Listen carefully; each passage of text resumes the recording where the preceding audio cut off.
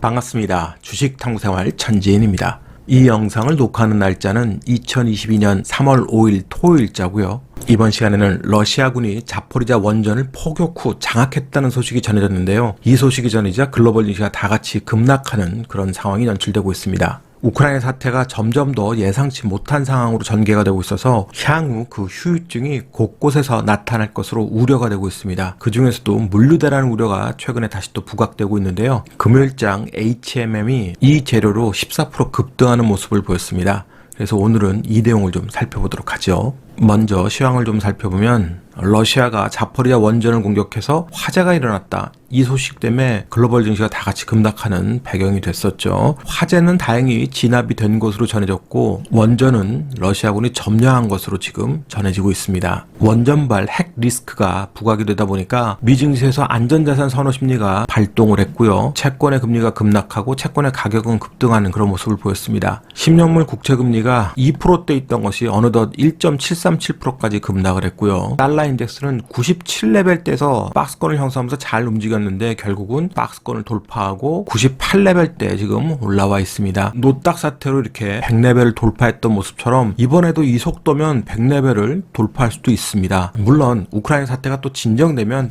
빠르게 또 박스권으로 회귀하겠지만 그렇지 않다면 지금처럼 급등이 계속 이어질 수도 있는 거예요. 그러면 계속해서 설명을 드렸듯이 시장의 변동성은 커질 수밖에 없는 거고 하방은 열릴 수밖에 없다 그랬습니다. 그래서 서두르면 안 되는 거고요. 달러 인덱스의 강세로 우리 원달러 환율도 1200원대 박스권을 강하게 돌파를 했습니다. 계속 박스권을 터치를 했었는데 결국은 강한 돌파 흐름이 나왔어요. 1214원까지 왔는데 2020년 노딱 사태 때 1290원대를 찍었던 적이 있습니다. 이번에도 과연 그렇게 급하게 움직일지 계속 추적을 좀 해봐야 되겠고요. 결국 1250원대까지 빠르게 진입한다면 우리 지수의 하방은 열릴 수밖에 없겠죠. 그만큼 변동성이 커지고 공포가 시장을 지배할 테니까 수급적으로 말이에요. 그래서 달러 인덱스, 우리 환율의 흐름 지속적 추적이 필요하겠죠. 그러면 HMM에 대해서 살펴보죠. 우크라이나 침공 사태로 글로벌 육해상 물류 차질이 가시화되고 있다는 얘기입니다. 머스크 등 세계 3대 선사가 러시아 화물 운송 중단을 선언했고 금요일장 HMM도 러시아 화물 운송 중단을 검토 중이다. 이런 소식이 전해지니까 14%대 급등이 나왔던 거고요. 금요일장의 HMM이 14%대 강세만 보인 게 아니라 수급적으로도 블랙홀 현상을 보였습니다. 삼성전자가 당일의 거래 대금이 9,600억인데 HMM은 무려 2배가 넘는 1조 8,900억을 찍었습니다. 완전히 그냥 수급을 다 빨아들여 버린 거죠. 그래서 이런 수급 블랙홀 현상이 발생하면 이 재료가 소멸이 되기 전까지는 계속해서 수급이 충돌하는 현상이 나타날 수 있습니다. 그렇기 때문에 트레이딩을 하려면 이런 종목을 트레이딩하는 것이 오히려 더 수익도 극대화할 수 있고 트레이딩할 수 있는 기회를 찾을 수가 있습니다. HMM의 사업 부분별 매출 비중을 보면 컨테이너 운임 사업이 94%를 차지하니까 거의 대부분이라고 봐야 되겠죠. 그래서 글로벌 컨테이너 운임 지수의 대표적인 지수인 상하이 운임 지수를 지속적으로 추적을 해야 됩니다. 상하이 운임 지수가 올 초에 고점을 찍고 5,000 레벨에서 지금 내려오고 있습니다. 3월 4일자까지 꾸준하게 지금 내려왔는데 만약에 우크라이나발 악재가 반영이 되면서 운임 지수가 다시 또 급등한다 이런 모습이 나온다 그러면 HMM은 추가적 상승이 얼마든지 나올 수 있겠죠. 그래서 매주 발표되는 상하이 운임지수를 꼭 추적을 하셔야 될 것 같고요. 만약에 이 운임지수가 다시 급등하지 않고 지속적으로 떨어져서 4,500 레벨을 깨고 내려온다. 그러면 재료가 소멸될 가능성이 많으니까 조심해야 되는 거고요. 그렇지 않고 위로 다시 돌린다 그러면 강한 수급이 지속적으로 유입될 가능성이 많아지는 겁니다. 그래서 꼭 추적을 하셔야 될 것 같고요. HMM의 연간 실적 추이를 보시면 2020년에 영업이익 9,800억을 찍으면서 드디어 흑자 전환을 했습니다. 그리고 2021년에 무려 매출이 13조 7,900억, 영업이익은 7조 3천억을 찍으면서 사상 최대 실적을 냈고요. 다만 올해는 글로벌 물류 대란이 어느 정도 해소가 되면서 저 실적이 꺾일 것으로 예상이 됐었는데 우크라이나 사태로 인해서 다시 또 물류 대란이 지속된다면 실적이 꺾이지 않고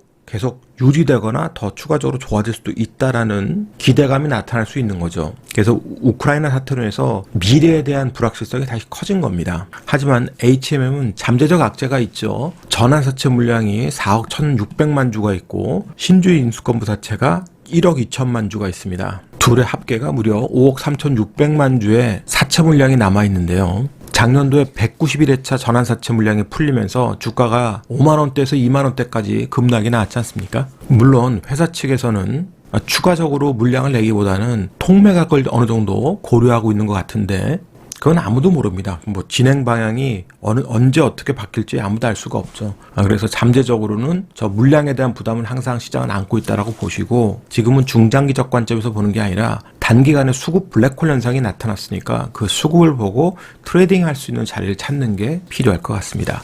그러면 차트를 통해서 주가의 위치와 전략을 살펴보죠. HMM이 금요일장에 장대 양봉을 만들었고 대량 거래를 터뜨렸습니다. 하지만 위에 꼬리를 달았고요. 이렇게 꼬리를 단 배경은 아무래도 앞전에 다 물려있는 자리가 있기 때문에 그렇죠. 35,000원을 넘어가면 전부 물려있는 자리입니다. 강한 수급이 들어와서 어느 정도 매물을 좀 장악을 했기 때문에 다행스럽습니다만, 사채 물량이 완전히 해소된 게 아니기 때문에 올라가면 저 물량들이 다 나올 수 있는 거죠. 그래서 큰 기대 수익을 갖는다기보다는 지금 들어온 이 물량의 세력들의 힘을 믿고 트레이딩하는 전략이 필요할 거예요. 금요일장 들어왔던 세력은 외국인과 기관인데 그중에서도 외국인 물량이 큽니다. 600만 주 이상 들어왔는데 이 물량의 평균 단가가 약 34,480원 정도 됩니다. 그러니까 34,500원 정도로 보시면 되겠죠. 분봉으로 열어놓고 보면 34,500원짜리 근처에서 롤링하다가 후반에 급등이 한번 나왔던 걸 아실 수 있을 거예요. 그러면 당장 월요일장부터 이 자리를 깨고 쭉 조정이 나올 때 거래량이 이렇게 준 조정, 자 분봉상으로 이렇게 거래량이 터지지 않고 이런 거래량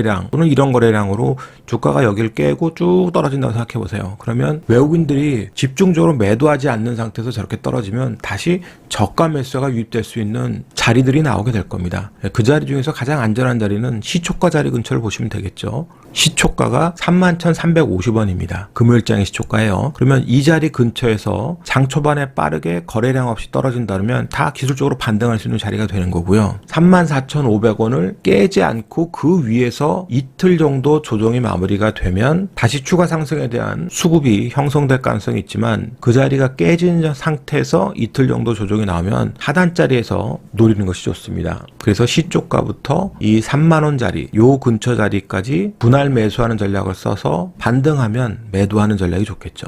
물론 외국인들의 수급이 다 털고 빠르게 빠져나가는 모습이 나오면 의미 없는 겁니다. 다 수급을 장중에 잘 체크를 하면서 대응하는 전략이 필요한 거예요. 거래량, 수급. 금요일장에 원전 화재로 인한 방사능 누출 우려로 우진이라든지 대정화금, 피코그램 이런 종목들이 급등나가는 모습을 보였지만, 그런 종목들을 다루기보다는 수급 블랙홀 현상을 보인 HMM을 좀 더 관심 있게 보고 접근하는 전략이 필요할 것 같습니다. 오늘자 한 줄 요약. 불확실성은 가장 큰 리스크다. 이 영상이 도움이 됐다면 좋아요, 구독하기 부탁드리고요. 저는 다음 시간에 또 뵙도록 하겠습니다. 고맙습니다. 천지인이었습니다.